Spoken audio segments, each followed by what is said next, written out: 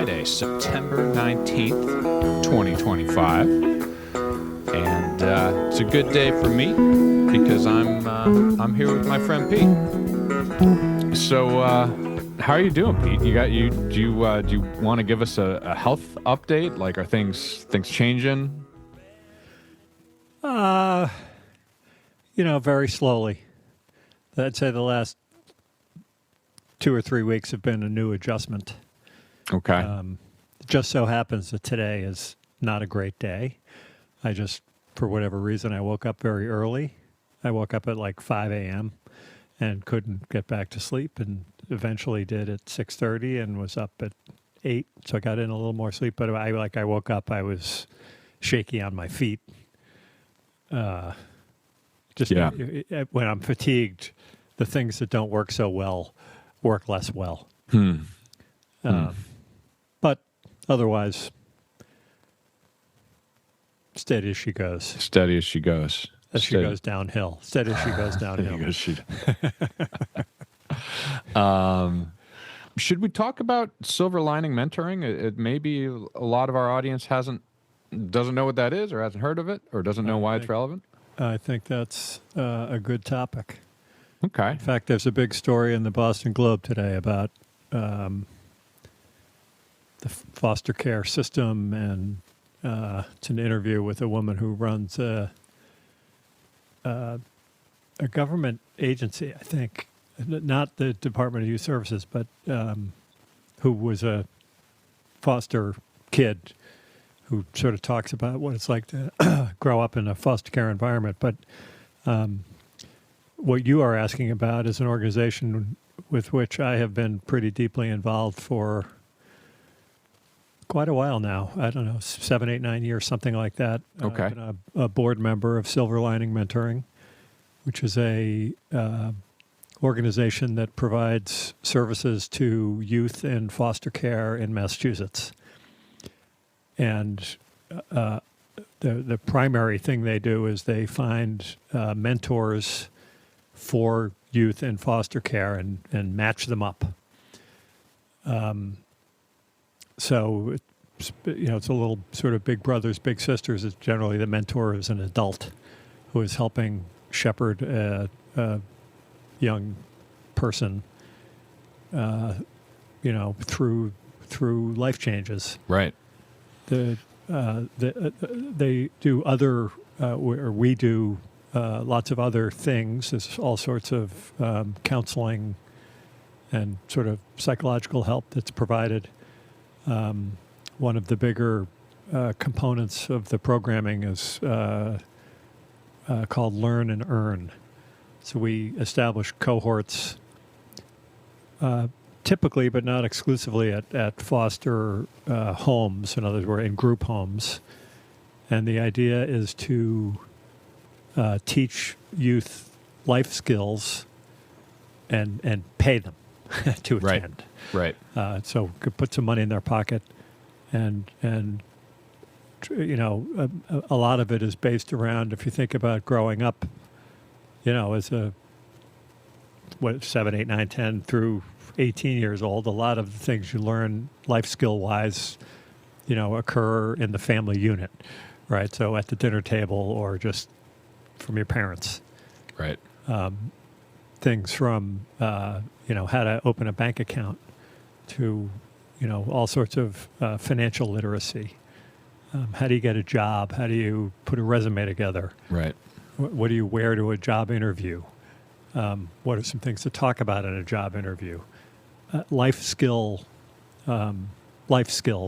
Yeah.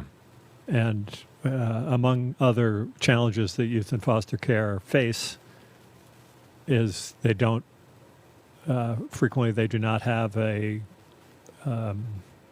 adult figure in their life. What many of the youth who are affiliated with Silver Lining Mentoring say regularly is, my mentor is the only adult in my life who's not getting paid to deal with me. Huh. Which is kind of heartbreaking to hear and gratifying to hear, given what we do. Right. We're quite proud of the length of our relationships are measured in years. Many mentoring organizations who do a nice job, like the mentoring relationship will last a year or so. Right. We sort of ask for, and to say we require is maybe a bit much, but we ask for a minimum commitment of a year from people. And what happens typically is the mentor, it becomes as attached to the mentee as the mentee does to the mentor. Right. And they have quite fulfilling relationships. And all of the statistics that we measure around, success in life, for lack of a better phrase, suggests that the mentoring that we provide results in significantly better outcomes. Yeah, makes a For difference the for youth those folks. we work with in Yeah. terms of, going to college is an obvious one, and, Sure. and getting employed, and there are all sorts of obstacles that youth in the foster system face. A big one being that typically someone in foster care will be relocated 3 or 4 times a year Wow. with little to no advance notice. I mean, Hmm. somebody from government service will show up and say, "Hey, pack your bags. We've got a new place for you." And so they're changing schools, they're changing friends. There's very little stability in their life, and that alone is a significant impediment to a lot of things. And so it's an amazing organization, and one of the really gratifying opportunities we had a couple of years ago, as you know, is we received a grant that changed we were in reasonably solid economic footing. Yeah. But that this, opened up some this opportunities. opened it up, and Yeah. the grant came from Mackenzie Scott, who is a multi-billionaire Philanthropist. philanthropist, the wealth from Amazon, Yeah. and she has just been amazing and has gone around the United States and given away significant money. I mean, in the certainly in the many hundreds of millions. It might be even start with a B. Wow. Where she has a team of people who evaluate nonprofit organizations and shows up, and you don't apply for these things. You They don't call ask you. for them. Don't call They just up. show up and Yeah. give you money and say there are no strings attached. Use it for whatever purposes you see fit, and don't come back and ask for us for more or anything. It's just it's a one-shot deal. Interesting. And she gives an appropriate amount of money for the level of the organization. So this was a godsend, and has helped our community in countless ways. Yeah. Yeah, that's incredible. I've heard about some of her philanthropy and how it is maybe different, and how she's going about it than traditional stuff. I don't know if have you had a lot of philanthropist teams sort of reaching out and interviewing you, or is this relatively, I'd imagine, it's an uncommon kind of Well, opportunity? usually the way it works is you apply for grants. So we have a Okay. grant writer who, there are all sorts of organizations that have lots of money that are giving money away. But the typical deal is you go to them and sort of pitch them on what you're doing and why it's of interest to their particular charitable philosophy. And, Yeah. and they make a decision. What's unusual about Mackenzie Scott is she's giving it away while she's alive. Yeah. Much of the charitable giving from the ultra wealthy is done via estate planning, Right. and there's no judgment against how they're doing it, but they're the bulk of their wealth is given away after the fact, and will last for decades and decades and decades.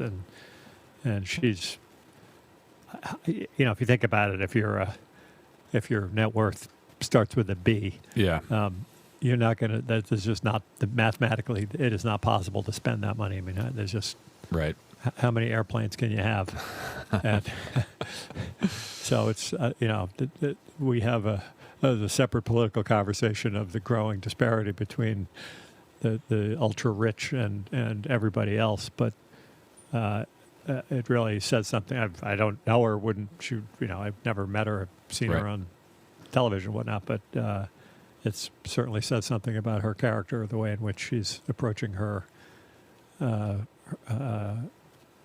her interest in helping society with money Yeah. and organizations that are working hard to help people who need help. Yeah. Yeah. That's great. How did you first sort of get involved with Silver Lining Mentoring? Well, I got involved because a friend and colleague of mine introduced me to Silver Lining Mentoring to be like the co-chair of one of their annual fundraisers. Okay. The reason that he did that is a little bit of a backstory. When our oldest son was younger and playing, reasonably high level youth travel soccer, he had a teammate who lived in Worcester from a more difficult economic background and who's an immigrant from Ghana. And we started being his carpool source. Okay. And rather than, if there was a Saturday morning practice at BU, rather than driving to Worcester at 6 o'clock in the morning to pick him up and Yeah. bring him to practice, we said, hey, why Stay don't over. you stay at our house on Friday night? Yeah. Which turned into a deeper relationship, and we ended up taking him into our household. We didn't adopt him; he's got a loving mother and Yeah. whatnot. But he applied to. He was going to Worcester Tech, which is a vocational school, Mm-hmm. in a like a biotech program. So smart kid. Yeah. And a really good soccer player, and we had him apply to Noble and Greeno, which is, Yeah. for those that don't know, is a pretty elite independent school based in Dedham, so right near us. And he interviewed great. They loved him. He was a good soccer player. That was a very nice fit all the way around. He got accepted at Nobles. And he boarded there 5 days a week. They've got a 5-day boarding program. Right. And then lived with us on the weekends. And graduated from Nobles, went to college, is Yeah. successful, works Yeah. for Bristol Myers in drug development. Like it's a tremendous What a great story. Yeah. Anyway, my friend Mo knew that we were doing this Okay. for this young man, and was pretty confident that the mission of Silver Lining Mentoring would ring true to me. Yeah. So Mo And, was familiar with them, and Yeah, was familiar Introduced with you. what we were doing and was And- already involved in Silver Lining Mentoring. got it. So they took me out to lunch and gave me this long pitch, at the end of which I looked at Colby Sweatberg, who's the executive director and CEO, and I said, "You had me at hello." And so I was, the co-chair of a fundraiser, and that evolved into them inviting me onto the board, and now I am on my second board term. Although unfortunately I'm winding it down. Sure. I'm still on the board, and I was the chairman of the finance committee for several years, and now I'm kind of an advisor to the finance committee, and get involved in areas where I can. Right. Right. But I think by year end, I'm going to have to step down. It's just a little too much for me at this point. Yeah. Yeah. But a absolutely. great organization, and I always say to people, it's an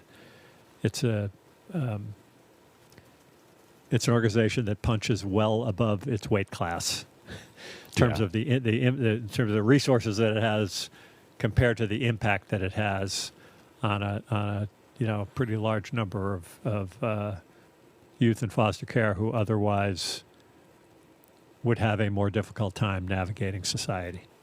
Yeah. I remember being a little bit surprised. I guess I just didn't know this about the foster system, but once your 18th birthday comes, like you're done. You are You're done. out of the foster care Cast system. out of the system. You're no longer eligible, and you're on your own now. So definitely essential to get you on a good trajectory. 15, 16, 17. And those are young kids, you know. You Yeah, know, I mean, think about being 18 years old and saying, all right, I need to find a place to live. yeah, I need to pay rent. I need to a cell phone. I need a bank account. It's yeah, driver's license. Yeah. these folks have a tough go at it. And to the degree they are across the board gritty and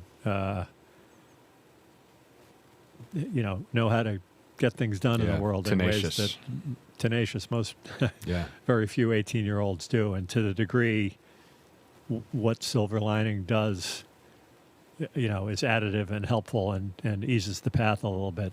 At the end of the day, they earn everything that they achieve. Yeah. And to the degree we can grease the skids a little bit to help them with skill development and crisis management as needed, that is quite gratifying.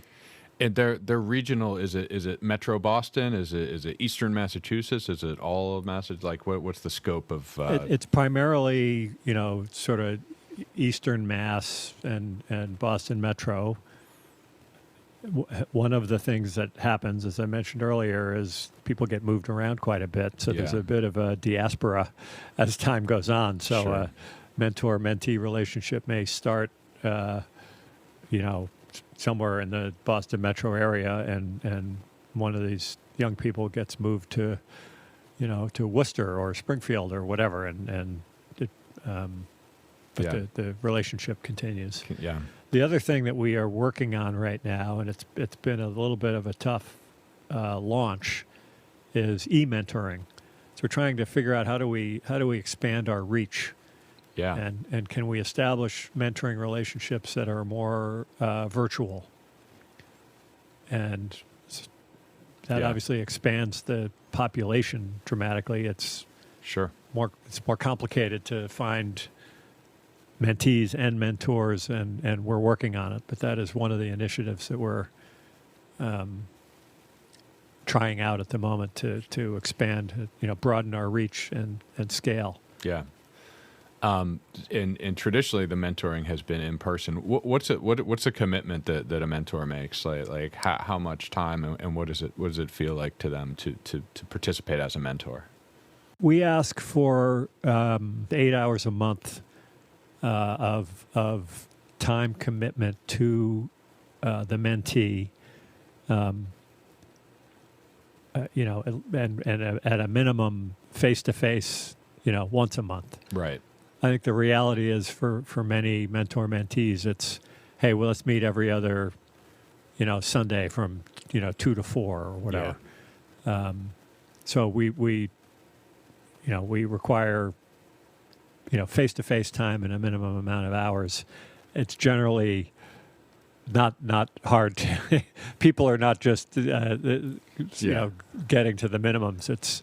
There's a lot of time and effort put into matching a mentee with a mentor, so that it's a good fit. Yeah. Right. Right. Most of the time we get it right. Some of the time we maybe need to make a switch, but the relationships are pretty deep, and people who become mentors are committed. Yeah. Yeah. That, like, Life changing for both there's- parties, probably. Life changing for both parties, and it's a self-selecting crowd of Sure. committed folks, because we make it pretty clear what the stakes are and how important it is, and what's necessary, and Right. people understand that ahead of time. Yeah. Well, if anyone out there wants to get involved with Silver Lining Mentoring, either donating directly or becoming a mentor, you can check out the website at www.silverliningmentoring.org. There's a great group of people there. The website has all sorts of information on it and contact information, and it's easy to sort of peel the onion a little bit without feeling committed. You can Right. check it out if you're interested, and take your time. But anybody that's interested in helping somebody in the foster care system in a deep and meaningful and life-changing way Yeah. for both parties. Yeah. Check out the website and contact them. Yeah. Excellent. Should we wrap it there? What else? Yeah, I think that's a great topic. I'm excited to hear about your gig tonight with Kong. Oh yeah. I heard a Grant Green tune yesterday that I'm going to send to you that is fantastic. I think it's off the album Live at the Lighthouse. Okay. And there's a guy playing a B3. There's a saxophone. There's Grant Green ripping it up. The drumming's amazing. The bass is amazing. And it is, as soon as I heard it, I'm like, Glenn has got to hear this tune. I love it. I can't wait to check it out. We're starting to get some kind of like some mailbag questions in. People are interested in, what are you listening to? What are you reading? Maybe we can have a whole episode about mailbag stuff. But I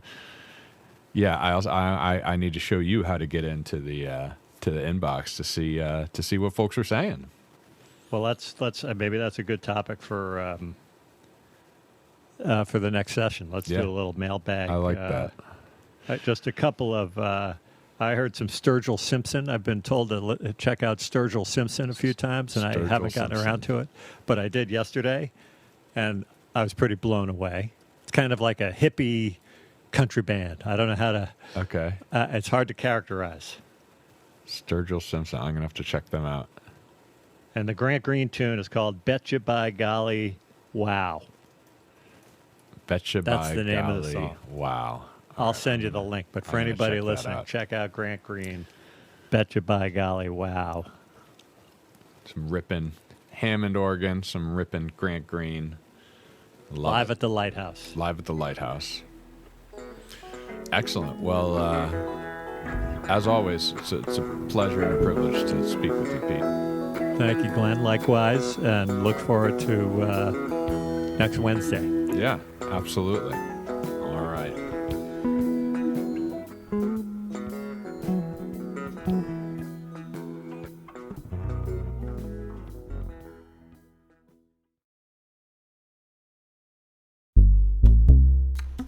If you have comments or questions for Pete and me, you can email us at 2224peter@gmail.com.